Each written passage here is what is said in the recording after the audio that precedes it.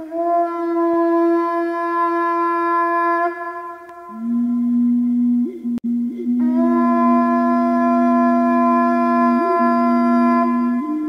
mago de Terramar, de Úrsula K. Le Guin.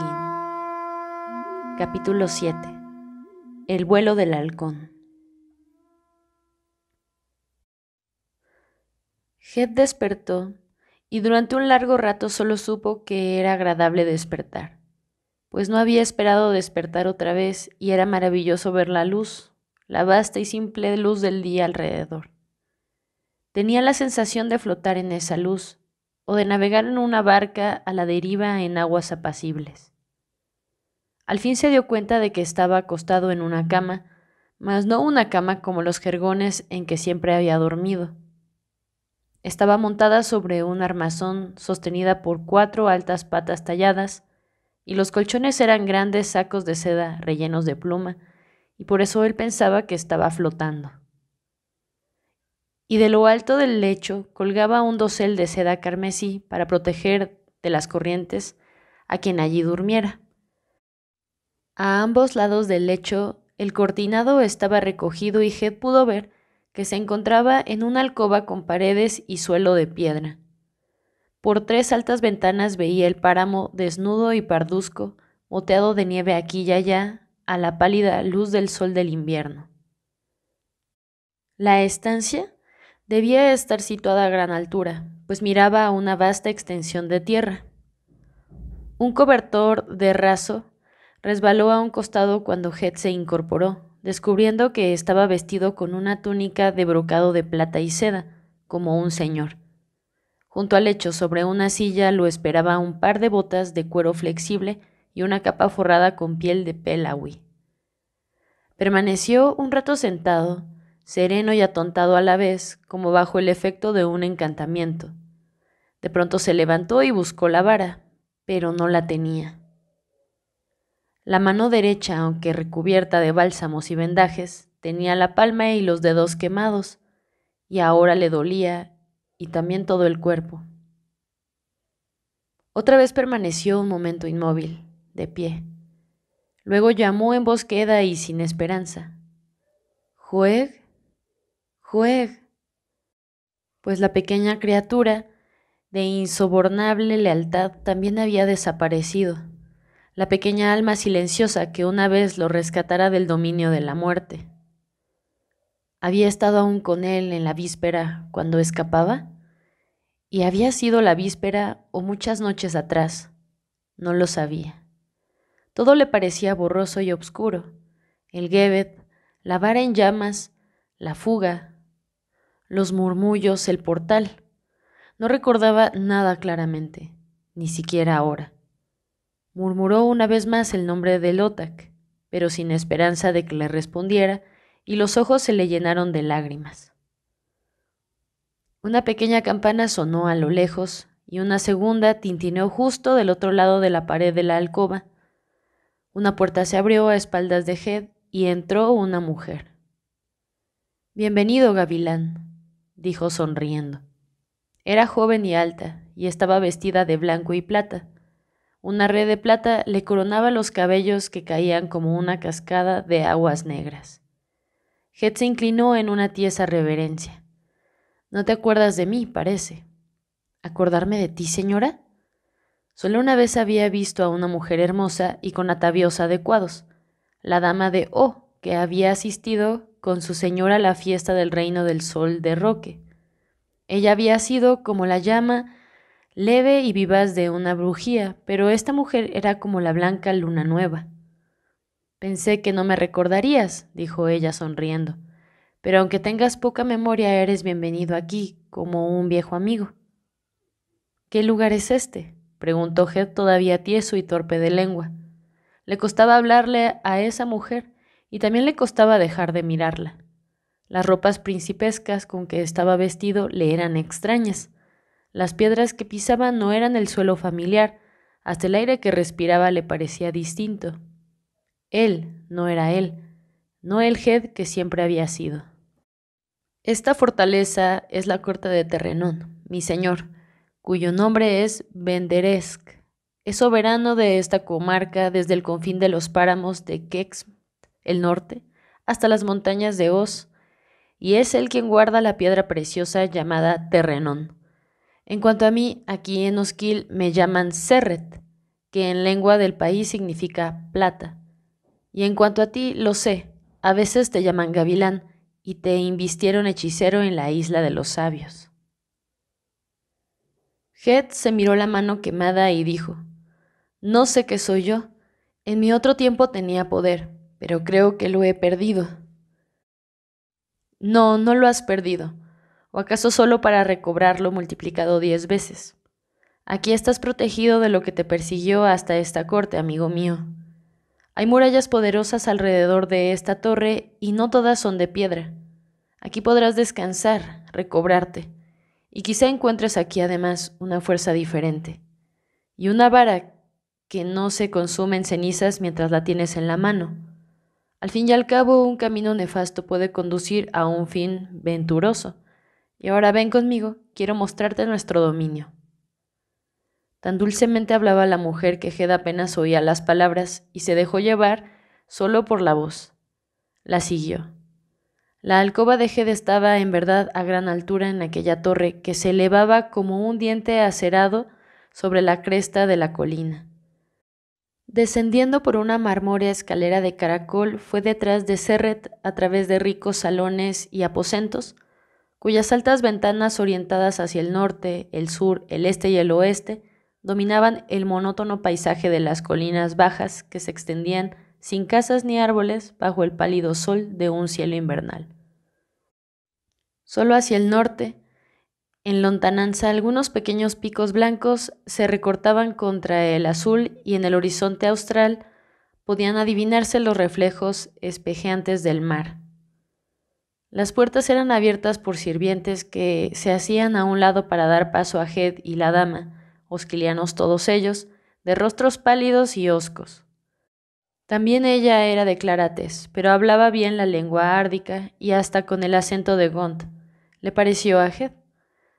Un poco más tarde ese día le presentó a su esposo Benderesk, señor de Terrenón, 3 veces mayor que ella, esquelético, de una palidez cadavérica y mirada turbia. El señor de Benderesk recibió a Hed con una fría y recelosa cortesía, invitándolo a permanecer como huésped del torreón todo el tiempo que quisiera. Después de eso poco más tuvo que decir. Nada le preguntó a Hed acerca de sus viajes o del enemigo que había estado persiguiéndolo. Tampoco se lo había preguntado la dama Serret. Si eso era extraño, extraño era también aquel lugar y no menos extraño que él estuviese allí. Nada aparecía del todo claro en la mente de Hed. No lo terminaba de entender. El azar lo había conducido a esa fortaleza y sin embargo el azar era mero designio. O si había llegado allí por algún designio, ese designio era obra del mero azar. Había partido rumbo al norte. Un desconocido de Orrim le había aconsejado que viniese aquí en busca de ayuda. Un navío osquiliano había estado esperándolo y Skjor lo había guiado. ¿Cuánto de todo esto era obra de la sombra que lo perseguía? Y si él y la sombra, presa y cazador, hubiesen sido atraídos allí por otra potestad, él tras el señuelo y ella tras él, adueñándose de Skjor, llegando el momento para utilizarlo como arma? Así tenía que ser porque la sombra, como había dicho Serret, jamás podría entrar en la corte de Terrenón. Desde que despertara ya en la torre, Hed no había advertido ningún signo, ninguna amenaza de la insidiosa presencia. ¿Pero qué lo había conducido entonces hasta allí? Porque ese no era un sitio al que uno llegara por casualidad, aun con la mente contusa. Hed empezaba a darse cuenta. Ningún extranjero llamaría a esos portales. La torre se alzaba solitaria y remota, de espaldas al camino que descendía a Neshum, el poblado más próximo. Nadie entraba en el castillo, nadie salía de él. Las altas ventanas daban a la desolación. Ese era el mundo que contemplaba Hed día a día, desde las ventanas de la alta alcoba de la torre, solo, abatido y perplejo y temblando de frío. Siempre hacía frío en la torre, a pesar de las alfombras y tapices de las espesas y ornamentadas colgaduras, a pesar de las ricas vestiduras forradas de pieles y de las grandes chimeneas de mármol. Era un frío que penetraba en los huesos y se aposentaba en la médula, y no había modo de expulsarlo. Y en el corazón de Heath se aposentaba a la vez una vergüenza fría que tampoco podía expulsar, pues continuaba pensando en cómo había enfrentado al enemigo, se había dejado derrotar por él y había escapado. Imaginaba a todos los maestros de Roque reunidos, Hensher el archimago entre ellos, con la cara sombría, y Nemerle, y Ogión, y hasta la bruja que le había enseñado el primer sortilegio. Todos estaban allí y lo miraban, y Heath sabía que había defraudado la confianza que habían puesto en él. Y él imploraba diciendo: si no hubiese huido, la sombra se hubiera apoderado de mí. Ya tenía toda la fuerza de Skjord y aparte de la mía, y yo no podía luchar con ella, pues sabía mi nombre. Tuve que huir. Un Gebet hechicero hubiera sido una potestad terrible al servicio del mal y de la ruina. Tuve que huir. Pero nadie le respondía. Y mientras tanto miraba caer la nieve, fina e incesante, sobre los páramos desolados al pie de la torre, y sentía en él aquel frío entumecedor y creciente, hasta que no le quedaba otra sensación que la de una especie de fatiga. Muchos días pasó así, a solas con su desgracia. Las raras veces que salía de la alcoba estaba tieso y taciturno. La belleza de la dama del castillo le turbaba el corazón, y en esa corte rica, decorosa, ordenada y extraña, se sentía un cabrerizo nato y de por vida. Lo dejaban solo cuando él quería estar solo, y cuando ya estaba cansado de cavilar y miraba caer la nieve interminable, se retira a menudo a hacerle compañía en uno de los salones de paredes curvas, más abajo en la corte, entre los tapices ornamentados y a la luz de las llamas del hogar. No había alegría en la dama del castillo, jamás se reía, pero sonreía con frecuencia, y una de esas sonrisas bastaba casi para que Heath se sintiera mejor. Junto a ella Heath empezó a dejar de lado el recelo y la vergüenza, y pronto se encontraron todos los días para conversar, larga y apaciblemente, un poco aparte de las doncellas que siempre acompañaban a Serret, junto a la chimenea o a las ventanas de las altas salas de la torre. El viejo señor estaba casi siempre recluido en sus aposentos, saliendo por las mañanas para pasearse de arriba abajo por los nevados patios interiores del castillo, como un viejo brujo que ha estado cosiendo filtros y pócimas mágicas toda la noche. Cuando se reunía con Heath y Serret para la cena, permanecía silencioso y cabizbajo, y de vez en cuando miraba a su mujer con ojos duros, codiciosos. En esos momentos Heath sentía piedad por ella. Era como un ciervo blanco encerrado en una jaula, como una avecilla blanca con las alas cortadas, como un anillo de plata en el dedo de un hombre viejo. Era una de las joyas del tesoro de Benderesk. Cuando el señor del castillo se retiraba, Heath se quedaba con ella tratando de alegrar la soledad de la dama como ella había alegrado la de él. ¿Qué gema es esa que da nombre a vuestra corte?, le preguntó una noche mientras conversaban de sobremesa frente a los platos y cálices de oro vacíos en el cavernoso salón comedor a la luz de los candelabros. ¿No te han hablado de ella? Es famosa. No, solo sé que los señores de Osquil tienen grandes tesoros. Ah, es la más resplandeciente de las gemas. Ven, ¿te gustaría verla? La dama sonrió con un aire de picardía y audacia, como si estuviera un poco asustada de lo que hacía, y salió del comedor.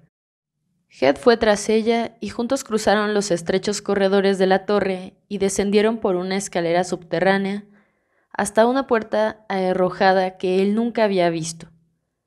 La dama abrió con una llave de plata y miró a Heath con la misma sonrisa, como si lo desafiara a seguirla. Del otro lado de la puerta había un pesadizo corto y una segunda puerta, que Serret abrió con una llave de oro, y luego una tercera puerta, y ésta la abrió con una de las grandes palabras que desatan. Detrás de esa última puerta, el candil iluminó un cuarto pequeño como una celda, una mazmorra. Suelo, paredes, techo, todo piedra tosca y desnuda. ¿La ves?, preguntó Serret. Head miró alrededor del cuarto y su ojo de hechicero se detuvo en una piedra del suelo. Era tosca como todas las demás y como ellas exudaba humedad. Una pesada piedra de pavimento informe y en bruto. Pero Head notó el poder de la piedra como si ella le hablara en voz alta. Y el aliento se le quedó en la garganta y durante un instante se sintió enfermo.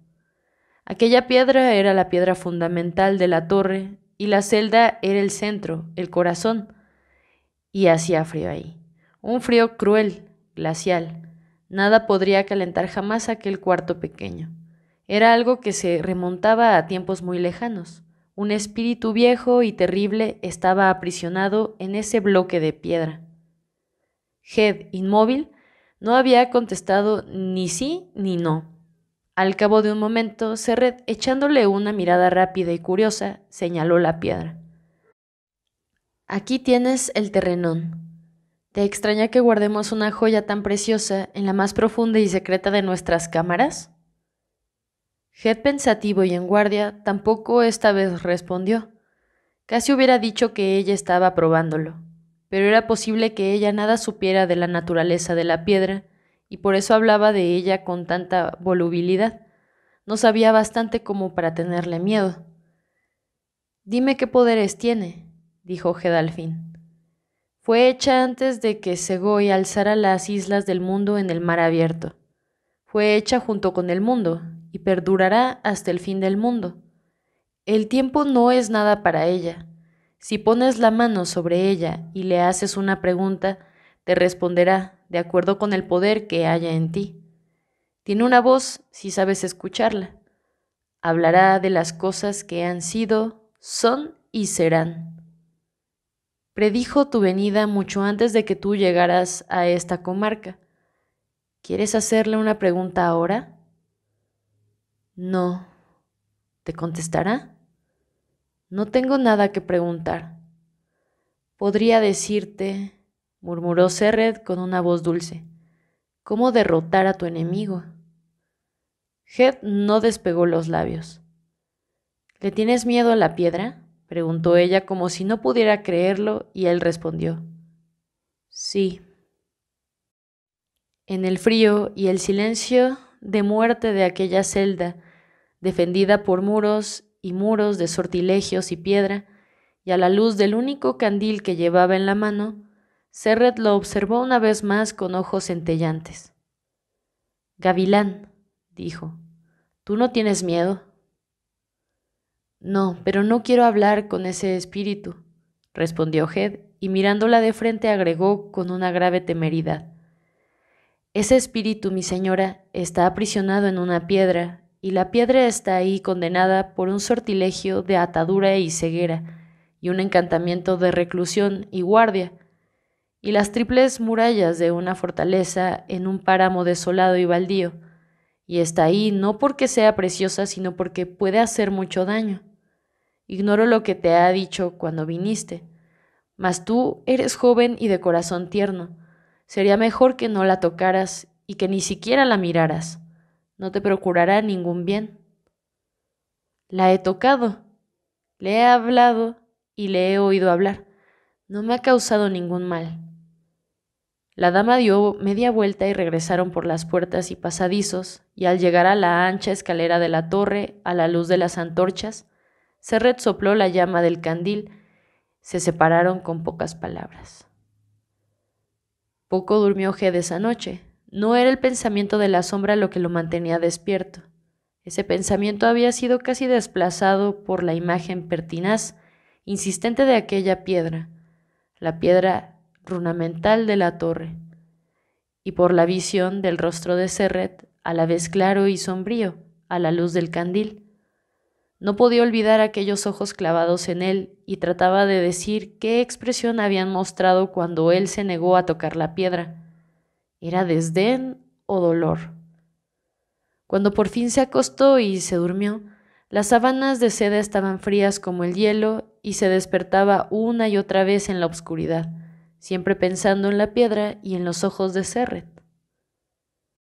Al otro día, la encontró en el curvo salón de mármol gris, iluminado ahora por la luz declinante del sol, y en el que ella acostumbraba pasar las tardes jugando con las doncellas o hilando en la rueca. Le dijo: «Dama Serret, he sido descortés, te pido perdón». «No», respondió ella con aire pensativo y repitió: «No». Despidió a las doncellas que la acompañaban y cuando quedaron solos se volvió a Heath. «Mi huésped, mi amigo», le dijo, «tú eres muy clarividente, pero ¿acaso no veas todo lo que hay que ver? En Gont, en Roque, se enseña alta hechicería, mas no toda la hechicería. Esto es Osquil, el país de los cuervos. No es una comarca árdica, no está dominada por los magos, ni ellos saben mucho de ella. Acontecen cosas aquí que escapan al saber de los maestros del sur y que no aparecen en las listas de nombres. Uno teme siempre lo que ignora, mas aquí, en la corte de Terrenón, no tienes nada que temer. Por cierto, un hombre más débil podría tener miedo. Tú no. Tú eres el que ha nacido con el poder de dominar lo que esté en el cuarto secreto, lo sé, y por eso estás ahora aquí». «No entiendo». «No entiendes porque mi señor Benderesk no te ha hablado con franqueza. Yo seré franca contigo. Ven, siéntate a mi lado». Heath fue a sentarse junto a ella en el alféizar bajo y guarnecido de cojines mullidos. La luz de la tarde moribunda los envolvía en un frío resplandor. Abajo, en los páramos que ya se hundían en las sombras, la nieve de la noche pasada era un pálido blanco y opaco sobre la tierra. Serret habló en voz queda. «Benderesk es señor y heredero de Terrenón, pero no puede utilizarla. No consigue que ella le obedezca. Tampoco yo puedo sola con él. Ni él ni yo tenemos el don ni el poder necesarios. Tú sí, tú tienes las dos cosas. ¿Y cómo lo sabes? Por la piedra misma. Te he dicho ya que habló de tu venida. Conoce a su amo. Ha estado esperando tu llegada. Te esperaba desde antes que tú nacieras. Esperaba a aquel capaz de dominarla. Y a aquel que consiga que el Terrenón responda y obedezca, ese hombre tiene poder sobre su propio destino, la fuerza de aplastar a cualquier contendiente mortal o de otro mundo, y clarividencia, y sabiduría, riqueza y poder. Y será hacedor de hechicerías capaces de humillar al archimago mismo. Lo mucho o poco que quieras tomar de todo eso es tuyo. Basta con que lo pidas». Una vez más, la dama lo miró con ojos extraños y brillantes, y Heath se echó a temblar como transido de frío. Sin embargo, había temor en el rostro de Serret, como si necesitara ayuda y fuese demasiado orgullosa para pedirla. Heath no sabía qué pensar. Mientras hablaba, Serret había puesto una mano sobre la de él, suave y ligera, clara y menuda. Contrastaba con la oscura y vigorosa mano de Heath. Heath dijo, suplicó: «Serret, no tengo ese poder que me atribuyes. Si alguna vez lo tuve, he renunciado a él. Yo no puedo ayudarte, no puedo hacer nada por ti. Pero sé una cosa, las antiguas potestades de la tierra no están para servir a los hombres. Jamás han sido puestas en nuestras manos y en nuestras manos solo engendrarán dolor y ruina. Lo maligno solo puede obrar el mal. Yo no fui atraído a este sitio, he sido empujado, y la fuerza que me ha empujado hasta aquí trabaja para destruirme. No puedo ayudarte». Aquel que renuncia a su poder se ve a veces recompensado por un poder mucho más alto, dijo ella, y le sonrió como si los temores y escrúpulos de Heath fuesen cosas de niño. «Quizá yo sepa más que tú de lo que te trajo aquí. ¿No te interpeló un hombre en las calles de Orrimy? Era un mensajero, un servidor de Terrenón. También él fue hechicero en un tiempo, y dejó la vara para servir a un poder más grande que el de la magia. Y viniste a Osquil, y en los páramos trataste de luchar contra una sombra con la ayuda de tu vara de madera, y a duras penas pudimos salvarte, pues esa cosa que te persigue es demasiado astuta, y ya se había apoderado de una gran parte de tu fuerza. Solo la sombra puede luchar contra la sombra. Solo la obscuridad puede derrotar a la obscuridad. Escúchame, Gavilán. ¿Qué necesitas entonces para derrotar a esa sombra que te aguarda afuera de estas murallas? Necesito lo que no puedo saber. ¿Qué nombre tiene? El terrenón que conoce todos los nacimientos y todas las muertes y todas las existencias antes y después de la muerte, los no nacidos y los no mortales, el mundo de la luz y el de la oscuridad te dirá ese nombre. ¿Y el precio? No hay precio, te obedecerá, te servirá como un esclavo. Tembloroso, atormentado, Head no respondió. Ahora Serret le aferraba las dos manos y lo miraba a la cara. El sol se había hundido en las brumas que velaban el horizonte y hasta el aire parecía empañado. Solo el rostro de Serret resplandecía triunfante, mirando a Head y viendo cómo le flaqueaba la voluntad. Le susurró quedamente: serás el más poderoso de los hombres, un rey de reyes. Reinarás y yo reinaré contigo. De pronto Head se levantó, y bastó un solo paso para que viera más allá, en la curva de la larga pared de la sala, al señor de Terrenón, de pie junto a la puerta. Escuchaba con una vaga sonrisa en los labios. A Head se le aclararon los ojos y la mente. Miró a Serret. Es la luz lo que triunfa sobre la oscuridad, dijo tartamudeando. La luz. Mientras hablaba vio, con tanta claridad como si las palabras mismas fuesen la luz que lo alumbraba, de qué modo lo habían arrastrado allí con engaños, aprovechando el miedo que le tenía la sombra para traerlo. Y una vez que le tuvieran allí, nunca dejarían que se fuese. Lo habían salvado de la sombra, sí, pero porque no querían que la sombra se adueñara de él antes de que se hubiera convertido en esclavo de la piedra. Una vez que el poder de la piedra lo dominara, permitirían que la sombra entrara en la fortaleza porque un Gebet era mejor esclavo que un hombre. Si hubiese tocado la piedra una sola vez, si lo hubiese hablado, no habría habido salvación para él. Sin embargo, así como la sombra no había conseguido darle alcance y apoderarse de él, así tampoco la piedra había podido utilizarlo. No del todo. Había estado a punto de ceder, pero no del todo. No había consentido, y es muy difícil que el mal tome posesión de un alma que no consiente. De pie entre los dos que habían cedido, que habían consentido, miraba de uno a otro mientras Benderesk avanzaba. Te lo dije, Serret, dijo el señor de Terrenón con voz seca. Te dije que se te escaparía de las manos. Serán locos tus hechiceros de Gont, pero son ladinos. Y tú también estás loca, mujer de Gont. Si imaginas que nos engañarás a los dos, a él y a mí, que puedes dominarnos a los dos con tu belleza y utilizar el Terrenón para tus propios fines. Pero yo soy el señor de la piedra y esto es lo que le hago a la esposa desleal. Ecabroe, ay, o el Wantar. Era un sortilegio de transformación y Benderesk había levantado las largas manos para convertir a la temblorosa mujer en alguna cosa inmunda, una marrana, un perro o una bruja vieja y babosa. Head se adelantó y de un manotazo bajó las manos del señor a la vez que pronunciaba una sola palabra. Y a pesar de que no tenía vara y se hallaba en tierra extranjera, en tierra maldita, en el dominio de las tinieblas, fue la voluntad de Head la que prevaleció. Benderesk se había quedado inmóvil, los ojos turbios y coléricos clavados en Serret. «Ven», dijo ella con voz trémula.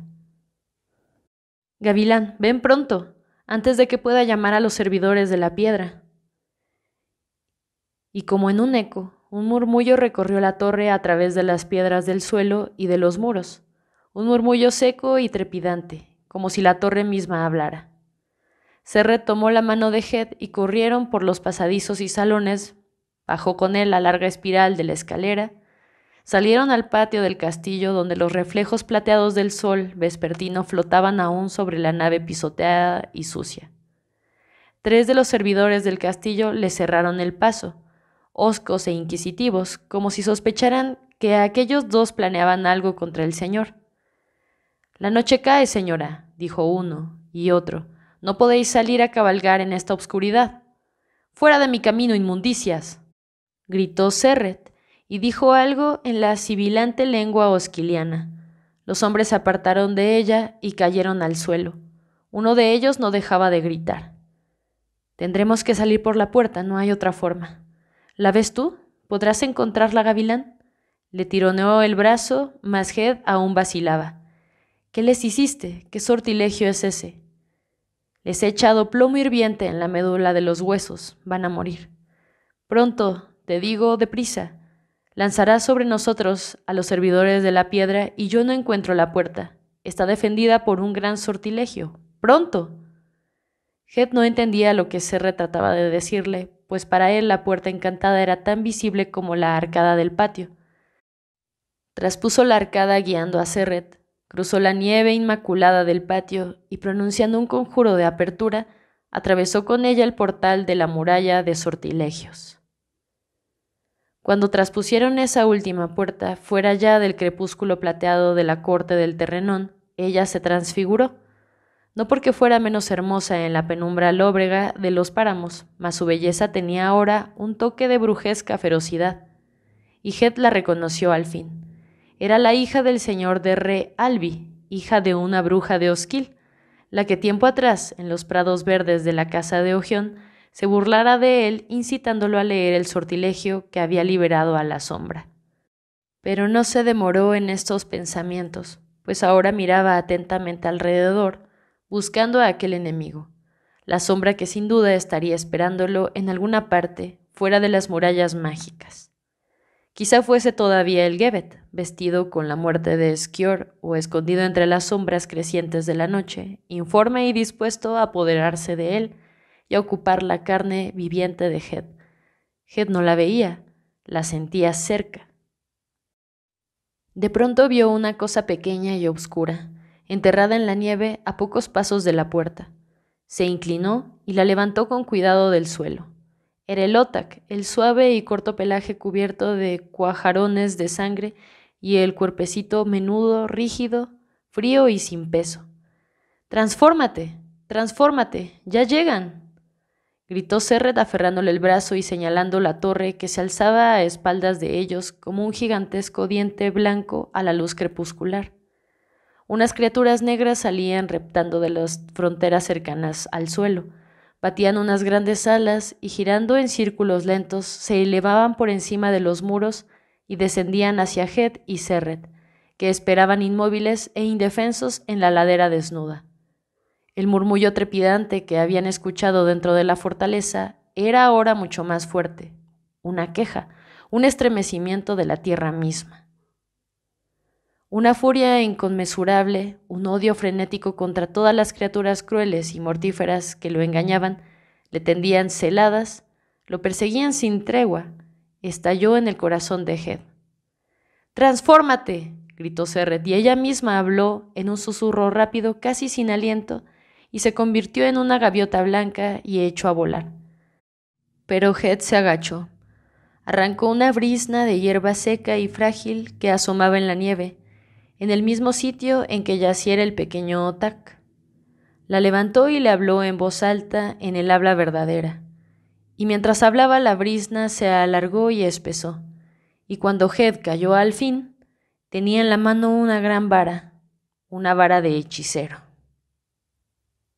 Ningún fuego rojo y maléfico se encendió o consumió a lo largo de la vara cuando las negras criaturas voladoras de la corte de Terrenón se abatieron sobre Head y él las golpeó. Ardió, sí, con el fuego mágico que no quema, pero que ahuyenta la oscuridad. Las criaturas volvieron al ataque, bestias torpes, engendros que venían de eras remotas antes de que existiera el ave, el dragón o el hombre, olvidadas a lo largo de milenios por la luz del día, más recordadas y convocadas por el poder maléfico e inmemorial de la piedra. Lo cercaron y como aves de rapiña se abatieron sobre él. Head sintió las garras que hendían el aire como guadañas todo alrededor y el olor inmundo de las bestias. Se defendió y golpeó con furia, feroz, atacándolas con la vara llameante nacida de su cólera y de una brizna de hierba. Y de pronto todas a la vez, como cuervos aterrorizados por la carroña, se elevaron y se alejaron silenciosas, sacudiendo las alas, en la dirección en que había desaparecido Serret, convertida en gaviota. Las grandes alas se movían lentamente, pero las criaturas eran rápidas, ya que cada aleteo las desplazaba a gran distancia por el aire. Ninguna gaviota podría adelantarse durante mucho tiempo a ese vuelo sostenido, pesado. Con tanta presteza como lo hicieron antaño en Roque, Head tomó la forma de un gran halcón, no el halcón gavilán del que llevaba el nombre, sino el halcón peregrino, veloz como una flecha, veloz como el pensamiento. Remontándose sobre alas listadas, aceradas y vigorosas, voló persiguiendo a los perseguidores. Ya el aire se oscurecía y algunas estrellas asomaban brillantes entre las nubes. Delante de él, a cierta distancia, volaba la hueste negra, ahora descendiendo hacia un punto en el aire. Más allá de la abominable bandada negra se extendía el mar, pálido, al último resplandor ceniciento de la tarde. Directa y rápidamente, el halcón Head se lanzó sobre ellas y las criaturas de la piedra se dispersaron como gotas cuando se arroja un guijarro al agua. Mas ya habían dado caza a la presa. Había sangre en el pico de una de aquellas criaturas y plumas blancas en las garras de otra, y ninguna gaviota volaba ahora delante de ellas, rozando la espuma del mar pálido. Y cuando ya, rápidos y torpes, adelantando y abriendo los picos acerados, se precipitaban de nuevo sobre él, Head se elevó con un solo movimiento y lanzó el grito del halcón, un grito de furia y desafío. Y sobrevolando como una flecha las playas bajas de Osquil, se remontó sobre las encrespadas olas del mar. Las criaturas de la piedra, graznando, volaron un momento en círculo y luego, una por una, batiendo las alas pesadas, se alejaron tierra adentro a través de los páramos. Las antiguas potestades jamás cruzarían las aguas del mar. Cada una de ellas está ligada a una isla, a un sitio, así sea caverna, piedra o manantial. Las negras emanaciones regresaban al castillo donde el señor del terrenón lloraría viéndolas volver, o quizás se reiría. Pero Head, como una flecha infalible, como un pensamiento jamás olvidado, volaba y volaba, en alas de halcón con furia de halcón, sobre el mar de Osquil, rumbo al levante, hacia los vientos del invierno, hacia la noche. Ogión el silencioso había regresado tarde a Realby de sus vagabundeos otoñales. Al filo de los años se había vuelto más silencioso, más solitario que nunca. El nuevo señor de Gaunt, que habitaba abajo en la ciudad, jamás había conseguido arrancarle una sola palabra, pese a que había escalado la montaña hasta el mismo nido del halcón, para que el mago lo ayudase a propósito de cierta aventura de piratería en las Andrades. Ogión, que hablaba con las arañas, y a quien se había visto saludando con cortesía a los árboles, rehusó decirle una sola palabra al señor de la isla, que se marchó muy descontento. Quizá también había cierto descontento o desazón en la mente del mago, pues había pasado todo el verano y el otoño solo, arriba en la montaña, y volvía tarde al hogar, cercano ya el retorno del sol. Al día siguiente se levantó ya entrada la mañana, y como quería beber una tisana de junco vivo, fue a buscar un poco de agua al arroyo que corría por la ladera, un poco más abajo. Las orillas del arroyo estaban escarchadas y unas flores de hielo estriaban el musgo marchito entre las rocas. Era pleno día, pero el sol no asomaría por detrás del espolón de la montaña antes de una hora. Toda la vertiente occidental de Gaunt, desde las playas marinas hasta la cresta de la montaña, estaba sin sol, silenciosa y clara en la mañana de invierno. De pie junto al arroyo, el mago contemplaba las tierras en pendiente que descendían hacia el puerto y el inmenso piélago gris del mar cuando oyó por encima de él un batir de alas. Alzó los ojos y extendió un poco un brazo. Un gran halcón fue a posársele en la muñeca aleteando con ruido. Y allí se quedó, como un ave de cetrería adiestrada, aunque no llevaba lonja rota, ni pigüelas, ni tampoco campanilla. Las garras se hundían con fuerza en la muñeca de Ogión. Las alas listadas le temblaban. El ojo redondo, dorado, tenía una mirada opaca, extraviada. ¿Eres mensajero o mensaje?, le dijo Ogión con dulzura. Ven conmigo. Mientras hablaba, el halcón lo miraba. Ogión quedó un momento en silencio. Yo a ti te he nombrado.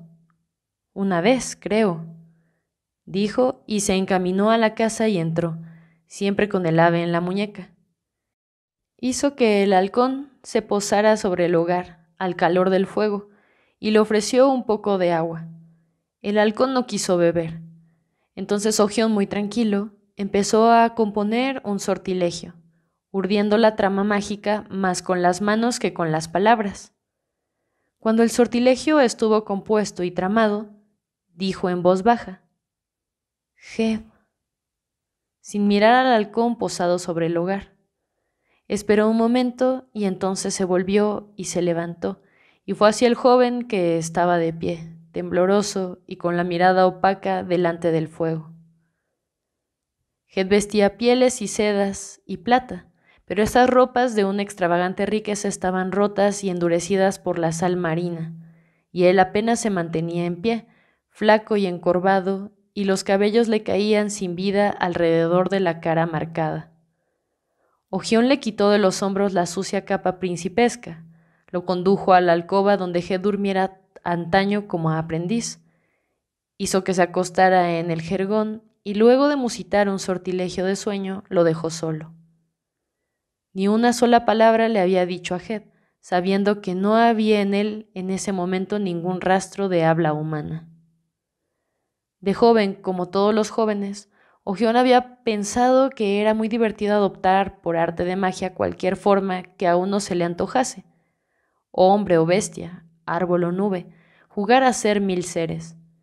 Pero más tarde había conocido el precio de ese juego, el peligro de perder la propia identidad, de apartarse para siempre de la verdad. Cuanto más tiempo permanece un hombre en una forma que no es la suya, mayor es el riesgo. Todo aprendiz de mago conoce la historia del hechicero Bordeher de Wey, que se deleitaba en tomar la forma de un oso, y lo hizo tantísimas veces que al fin dejó de ser un hombre y se transformó en oso. Y en los bosques mató a su propio hijo y fue cazado y muerto. Y nadie sabe cuántos de los delfines que saltan en las aguas del mar interior fueron en otros tiempos hombres sabios, que olvidaron su sabiduría y su nombre en la alegría de la mar turbulenta. Ged había tomado la forma de un halcón en un momento de cólera y peligro, y cuando había huido de Osquil, solo había tenido un pensamiento: volar más rápido que la piedra, más que la sombra, escapar para siempre de aquellos páramos glaciales y traicioneros, volver a casa. La furia y la ferocidad salvaje del halcón, comparables a las que él sentía, se habían adueñado de él, y la voluntad de volar era ahora la voluntad del halcón. De este modo había sobrevolado en Lade, posándose solo una vez a beber en alguna laguna de un bosque solitario, pero enseguida había vuelto a volar, aterrorizado por la sombra que venía detrás de él, y así había cruzado el ancho paso del mar llamado las Fauces de Enlade, volando siempre, siempre hacia el este y el sur, con los contornos indistintos de las montañas de Granea a la derecha y los más imprecisos aún de las montañas de Andrade a la izquierda, y solo la extensión del mar delante de él, hasta que al fin apareció en la lejanía una ola inmóvil entre las olas, y cada vez más alta, la blanca cima de Gont. Durante ese largo vuelo a la luz del sol y las sombras de la noche, había usado las alas del halcón y mirado con los ojos del halcón, olvidando sus propios pensamientos hasta no conocer al fin nada más que lo que conoce el halcón: el hambre, el viento, el vuelo. En ese vuelo había llegado al mejor de los puertos. Pocos había en Roque y solo uno en Gond que pudiera devolverle la forma humana. Despertó huraño y silencioso. Ogión tampoco le habló ese día, pero le dio carne y agua y dejó que Hed se sentara junto al fuego, encorvado, hosco y taciturno, como un gran halcón extenuado. Y cuando llegó la noche, Hed durmió. En la mañana del tercer día, cuando el mago estaba sentado junto al fuego contemplando las llamas, se le acercó y dijo: «Maestro». «Bienvenido, muchacho», dijo Ogión. «He vuelto a ti tan insensato como me fui», dijo el joven, la voz áspera, grave. El mago le sonrió e, invitándolo con un gesto a sentarse frente a él, del otro lado del hogar, se dispuso a preparar una tisana. Estaba nevando, la primera nevada del invierno en las laderas bajas de la montaña de Gond. En la cabaña de Ogión, las ventanas y postigos estaban cerrados, pero se oía el golpe de los copos de nieve sobre el tejado y la calma profunda de la nieve en toda la casa. Y así estuvieron largas horas sentados junto al fuego, mientras Hed narraba al viejo maestro lo que había ocurrido en los últimos años, desde que partiera de Gond a bordo del navío llamado Sombra. Ogión no hizo ninguna pregunta, y cuando Hed terminó de hablar, guardó silencio durante un largo rato, sereno, pensativo. Luego se levantó, puso sobre la mesa pan, queso y vino, y comieron juntos. Una vez terminada la comida y ordenado el cuarto, Ogión habló. «Crueles cicatrices son las que tienes, muchacho», dijo. «No tengo ningún poder contra esa cosa», respondió Hed. Ogión sacudió la cabeza. Al cabo de un tiempo volvió a hablar. «Extraño», dijo. «Allá en Osquil tuviste poder suficiente para vencer a un hechicero en su propio dominio. Tuviste poder suficiente para no caer en celadas y detener los ataques de los servidores de una antigua potestad de la tierra. Y en Pendor para hacer frente y dominar a un dragón». «Fue suerte lo que tuve en Osquil, no fuerza», respondió Hed, y otra vez se estremeció al pensar en aquel frío misterioso, mortal de la corte de Terrenón. En cuanto al dragón, yo sabía cómo se llamaba. La cosa maligna, la sombra que me persigue, no tiene nombre. «Todas las cosas tienen nombre», dijo Ogión, con tanta seguridad que Hed no se atrevió a repetir lo que había dicho el archimago Hensher, que las fuerzas del mal, como la que él había liberado, no tenían nombre. El dragón de Pendor, en verdad, le había propuesto revelarle el nombre de la sombra, pero poco confiaba en la sinceridad de aquel ofrecimiento, ni creía tampoco en la promesa de Serred de que la piedra le revelaría el nombre que necesitaba saber.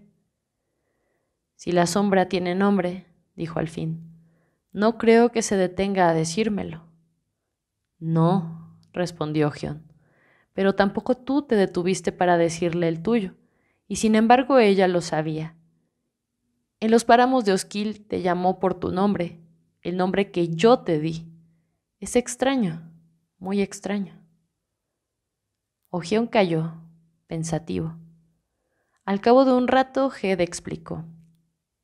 «He venido aquí en busca de consejo, no de asilo, maestro. No quiero atraer a esa sombra sobre ti, y si me quedase llegaría muy pronto. Una vez tú le echaste de este mismo cuarto». «No, aquel no era más que el presagio, la sombra de una sombra. Ahora no podría echarla, solo tú puedes hacerlo». «Pero no tengo poder ante ella. Hay quizá algún lugar».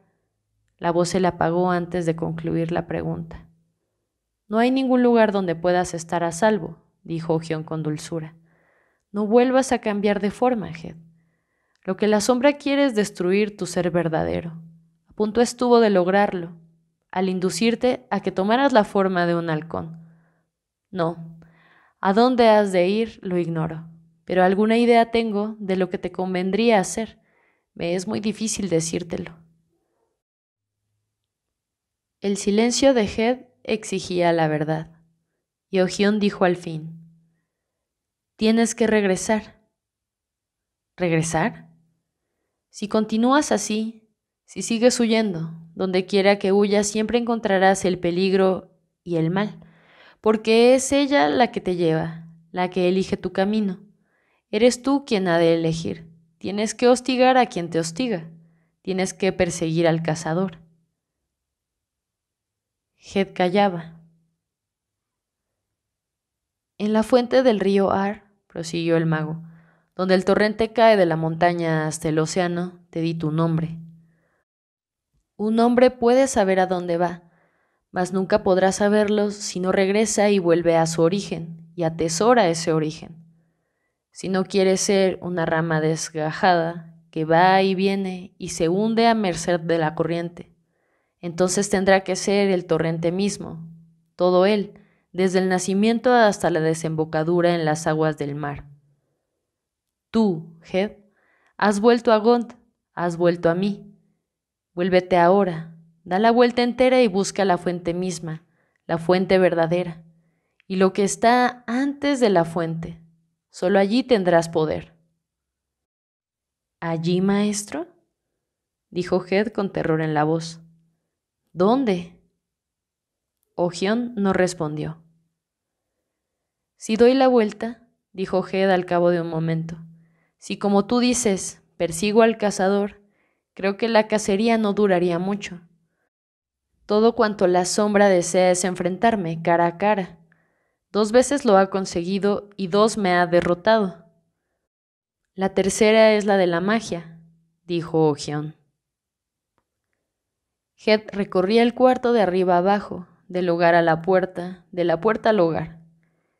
Y si me vence, si me derrota definitivamente, dijo arguyendo tal vez con Ogión, tal vez consigo mismo, se adueñará de mi saber y mi poder y lo utilizará. Ahora solo es peligrosa para mí, pero si entra en mí y me posee, hará un mal enorme valiéndose de mí. Eso es cierto, si te derrota. Y si huyo otra vez, volverá a encontrarme, y en esa huida estoy consumiendo todas mis fuerzas. Head siguió yendo y viniendo por el cuarto un momento más. De pronto se volvió y dijo arrodillándose a los pies del mago: He acompañado a grandes hechiceros y he vivido en la isla de los sabios, mas tú, Ogión, eres mi verdadero maestro. Hablaba con amor y con un júbilo sombrío. Bien, dijo Ogión, ahora lo sabes. Más vale tarde que nunca. Pero al final tú serás mi maestro. Se puso en pie, removió y atizó las ascuas en el lugar y cogió la marmita sobre el fuego. Enseguida, mientras se ponía el gabán de piel de cordero, le dijo a Head: Tengo que llevar mis cabras al prado. Vigila el caldero. Cuando regresó, salpicado de nieve y pisoteando con fuerza, desprendiendo la nieve de las botas de piel de cabra, traía en la mano una rama de tejo larga y tosca. Durante todo el resto de la corta tarde y después de la cena, trabajó en la vara a la luz de la lámpara, utilizando el cuchillo, la piedra de esmeril y encantamientos. Muchas veces pasó las manos a lo largo de la madera como tratando de descubrir alguna imperfección. Ogión cantaba a menudo mientras trabajaba. Head escuchaba todavía extenuado. Y poco a poco el sueño empezaba a vencerlo. Y de pronto se veía de niño en la cabaña de la bruja en la aldea de 10 alisos. Una noche de nieve en la oscuridad, a la luz incierta de las llamas y en el aire denso del humo, impregnado de la fragancia de las hierbas. Y la mente de Head flotaba a la deriva mientras escuchaba aquel largo canturreo que hablaba de sortilegios y de gestas de héroes en islas distantes en tiempos remotos, en lucha contra potestades tenebrosas, vencedores o vencidos. Ya está, dijo Ogión, y le tendió a Ged la vara concluida. El archimago te dio madera de tejo, una buena elección, y yo me atengo a ella. Esta vara estaba destinada a un arco largo, pero es mejor así. Buenas noches, hijo mío. Ged no supo cómo darle las gracias y se retiró a la alcoba. Ogión lo siguió con la mirada y dijo en voz demasiado baja para que Ged pudiese oírlo: Oh, mi joven halcón, vuela bien. Cuando Ogión despertó con el frío del alba, Ged había desaparecido. Solo había dejado a la manera de los hechiceros, trazado en runas de plata sobre la piedra del hogar, un mensaje que se desvaneció a medida que Ogión lo leía. Maestro, salgo de casa.